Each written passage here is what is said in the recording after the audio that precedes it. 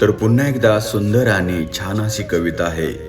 सुंदर आणि छान या दोन्हींच्या मध्ये दडलंय ते वास्तव. आणि वास्तववादी कविता नेहमीच तुम्ही माझ्याकडून ऐकत असता. कविता कुणी लिहिली माहीत नाही, पण अतिशय सुंदर अशी लिहिलेली आहे. त्या कवीला माझ्याकडून सलाम. मास्तराच्या लेखणीतून एक दुःखद सत्य. विद्यालयाच्या जागेपायी कुणीच इथं भांडलं नाही, आणि देवालयाच्या जागेसाठी रक्त इथं कमी पडलं नाही. माझाच देव मोठा म्हणण्यात रक्ताच्या नद्या वाहिल्या, ज्ञानगंगा कोरडी पडत ओसाड शाळा झाल्या.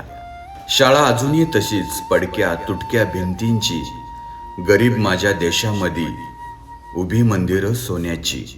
धर्मासाठी पैशांसाठी अनेक आंदोलनं पाहिली, पण शिक्षणाच्या भल्यासाठी कुणी मोर्चा काढला नाही.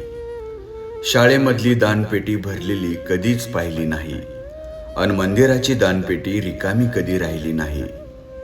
शाळेतला पालक मेळावा पालकांवाचून राहून गेला, देवालयात चंगराचंगरीत माणूस मात्र तुडवून मेला. विद्येचं ज्ञान देऊन गुरुजी गरीबच राहिला, अन अंधभक्तांचं दान घेऊन पुजारी मात्र धनवान झाला.